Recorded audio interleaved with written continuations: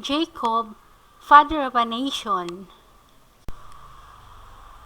Isaac grew up and married a beautiful woman named Rebekah. For a long time, Isaac and Rebekah did not have any children. Isaac prayed to God, asking God to grant them children. Finally, Rebekah became pregnant. In fact, God told her that they were to have twins. God declared that these two babies were to be special. Each boy will be the founder of a nation, God said. One nation will be stronger than the other, and the older son will serve the younger. When the boys were born, even though they were twins, they were very different. The older boy had a red complexion and thick hair on his body. They called him Esau. The younger baby, as he was being born, grabbed his brother's heels. He was named Jacob.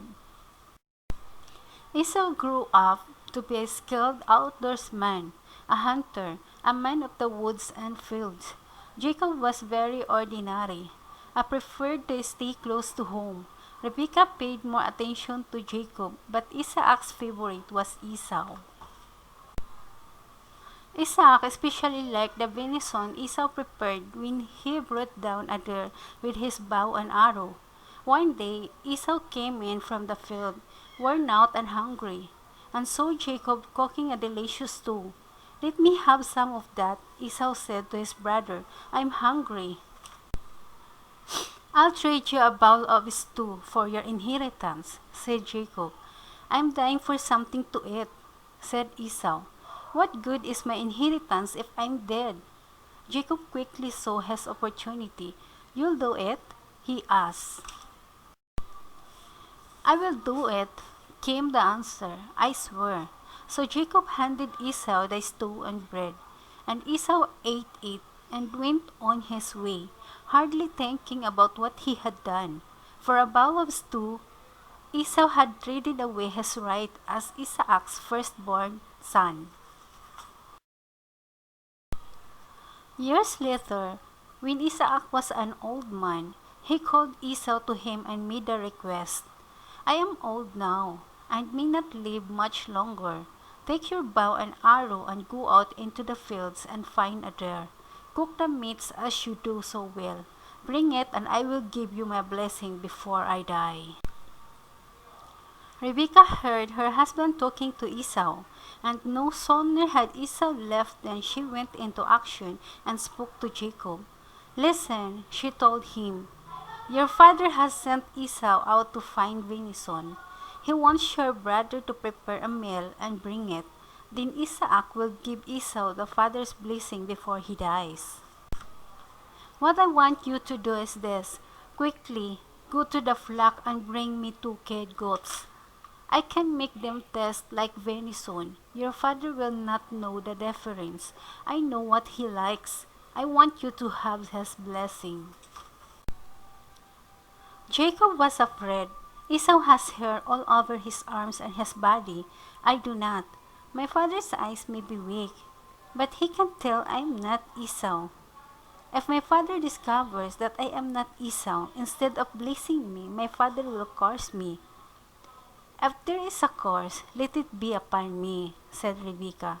"Go, be quick, do what I said." Jacob brought the kid goats, and his mother prepared the meal. Then she put Esau's clothing on Jacob, and tied the skins of the goats around Jacob's hands and arms to cover them. When everything was ready, Jacob approached his father. "My father." Isaac was uncertain at first. "Here I am. Who's there?" Jacob lied. "It is Esau. I brought you the venison just like you asked. Eat and give me your blessing." Isaac was full of question. "How did you find it so quickly?" Jacob lied even further. "The Lord God brought it to me." "Hmm," the old man said. "Come closer." Jacob did so, and Isaac reached out to touch his son's hands and arms. Isaac could feel the goat skin. You sound like Jacob, Isaac said, but you feel like Esau. Isaac questioned the boys again. Are you indeed my son Esau? Yes, answered Jacob. So Isaac began to eat. When he had finished the meal and was drinking his wine, he said to the boys, "Come closer and kiss me, my son." Jacob approached his father and put his arms around him and kissed him. When Isaac smelled Esau's robes, he was convinced. The smell of my son is like the smell of fields which the Lord has blessed. May God give you the dew of heaven and the richness of earth, and plenty of grain and plenty of wine. May people serve you and bow down to you. May you roll over your mother's son. May anyone who curses you be themselves cursed. May anyone who blesses you be themselves blessed. Isaac had finished, and Jacob had just left when Esau came with the venison he had prepared, eager to spend the time with his father and receive the blessings. "Let my father rise," Esau said, "and eat his son's venison, and grant his son the blessing." Shocked, Isaac asked, "Who are you?" "I am Esau." "Who?" asked Isaac, trembling. "I have already eaten your venison. I have already given you my blessing." When Esau heard what his father was saying, he knew what had happened. "That was my brother, Jacob. He played a trick on you. Oh, father, bless me as well." The old man was downcast. "Your brother came and stole away your blessing." When Esau spoke, it was with a heavy heart. No wonder he is named Jacob, the one who pushes aside. Twice he has taken what was mine. The first time he took my inheritance. Now he has taken my blessing. Dejected, Esau looked at his father. "Is there anything you can say?" The old man looked down at the floor. "There isn't much left, Esau," he said. "I can only tell you that you will live by the sword, and that you will have to serve your brother. There will come a day, however, when you no longer have to serve him." Angry, disappointed, Esau turned and left his father. "Someday," he said, clenching his fist, "I am going to kill my brother." One of the servants heard that Esau was planning to murder Jacob and told Rebekah immediately. She made plans to send Jacob away for his own safety. The problem was how to get Isaac to agree. Neither Rebekah nor Isaac liked Esau's wives, and this gave Rebekah an idea. She went to her husband and told him, "I can't stand a woman in this country. What are we going to do if Jacob marries one of them?" At once Isaac went to Jacob and suggested that he go away to look for a wife. He knew a good place to find the right one. He would send Jacob back to Rebekah's native land. Before Jacob left, Isaac said to him, "May God Almighty bless you and make you fruitful and multiply you, so that your family becomes a multitude of people. May God give you and your descendants the blessing of Abraham." Jacob journeyed until he came to the land from which his mother had come, and his grandfathers before her. In one of the fields was a well, with a large stone covering the mouth of the well. Jacob saw 3 flocks of sheep lying around the well, waiting until someone took the stone away. Jacob went up to the shepherds. "Where are you from?" "We are from Haran," they answered. "Great," thought Jacob. "That's where I am going." Do you know Laban, son of Nahor? Jacob asked. Yes, they said. We know him. Is he well? Jacob wanted to know. Yes, came the answer. Off in the distance, a girl was coming toward him. Why don't you water the sheep? Jacob asked. The shepherds replied, We must wait until the other flocks come to drink, and the man takes away the cover. By now, the girl had come to where they were talking, and when Jacob saw her, he went to the well and pushed aside the stone cover. He watered the flocks, which belonged to his uncle Laban. He didn't realize it, but the girl was his cousin, Rachel. When Laban heard that his sister's son had come, he ran to meet him and greeted him and brought him into his house and insisted that Jacob stay with them. Jacob had been there a month when Laban suggested, Why should you work for nothing? Let me pay you. How much do you want? Laban had two daughters, Rachel, the one Jacob had met at the well, and Leah. Jacob preferred Rachel to Leah because Rachel was younger than Leah and was prettier than her sister. When Jacob heard Laban's question, he had his answer immediately. I will work in exchange for the hand of your daughter, Rachel. Let me work 7 years and then take her as my wife. Laban agreed to that. Better you than someone else. 7 years it will be. Those 7 years seemed like nothing to Jacob because he loved Rachel so much. Every day she seemed more beautiful. When the time came for the wedding, Rachel's father played a dirty trick on Jacob. Leah was still not married. Aha, thought Laban. I know what I'll do. He arranged the wedding and a big celebration, and at the proper time brought his daughter dressed her wedding finery, with a heavy veil covering her face, to Jacob. But the morning after the wedding, Jacob discovered that his wife was not Rachel, but Leah. Laban had put Leah in Rachel's place, and because of the veil and the darkness, Jacob did not know. Jacob was furious. Why did you do this to me? I agreed to serve you for Rachel, not Leah. Why did you cheat me like this? Laban told Jacob that in his country, it was the custom for the older daughter to marry first. Live a week with Leah. Laban suggested, then you can have Rachel. And I will expect another 7 years' work. Which is what happened. 1 week later, Rachel moved in with Jacob and Leah. Leah had a servant girl named Zilpah, and Rachel's servant girl was named Bilhah. Jacob had hoped to marry only Rachel,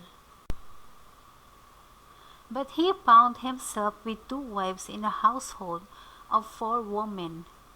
Jacob, who had cheated Esau, found out what it was like to be cheated himself. Leah became pregnant and had a son, whom she named Reuben. She had another baby and named him Simeon, and another baby whom she named Levi, and another baby whom she named Judah. The second 7 years of Jacob's work were passing, and Jacob's family was becoming larger.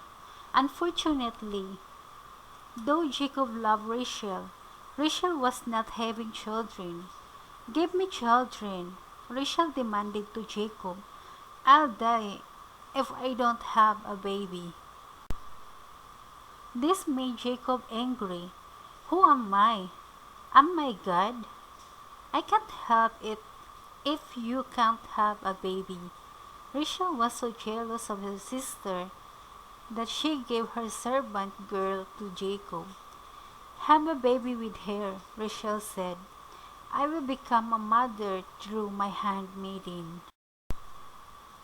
Before long, Bilhah was pregnant and bore a son, whom she named Dan. She had another baby, whom she named Naphtali. Leah did not want to be outdone by her sister, so she gave her servant girl to Jacob also. Soon, Zilpah was expecting, and she named her son Gad. She had another son and named him Asher. What a family! 4 mothers, 1 husband, and 8 children thus far. Leah went to Jacob and told him, "Tonight I will be your wife." She became pregnant and had a baby and named him Issachar. She had another baby and named him Zebulun. Her next child was a girl, and she called her Dinah. Jacob loved Rachel more than the other 3 women, even though all this time Rachel had no children. Finally, God answered her prayers, and she named her son Joseph. Jacob now had 11 sons and 1 daughter. Jacob said to Laban, "It's time for me to go. May I take my wives and my children and leave?" "Please stay a while longer," Laban asked. "I have seen that the Lord has blessed me because you are here." Then Laban said to Jacob, "Tell me how I can pay you if you stay." "You know how I have worked for you," Jacob told him. "You had very little before I came, and now you are a wealthy man. But how am I to provide for my own family?" "Tell me what you want," Laban said. Jacob answered, "Let me make a deal with you.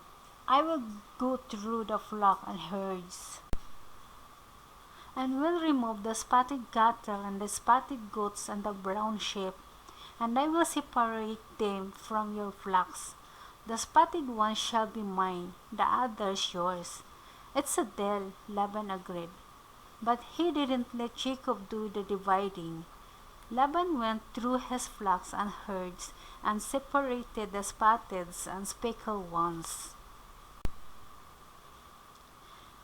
and had his sons take Jacob's animals 3 days' journey away. Laban thought he had made the best deal, but Jacob made sure the flocks and herd bore spotted and speckled little ones, so that soon he had many times more than Laban. Laban's sons didn't like this.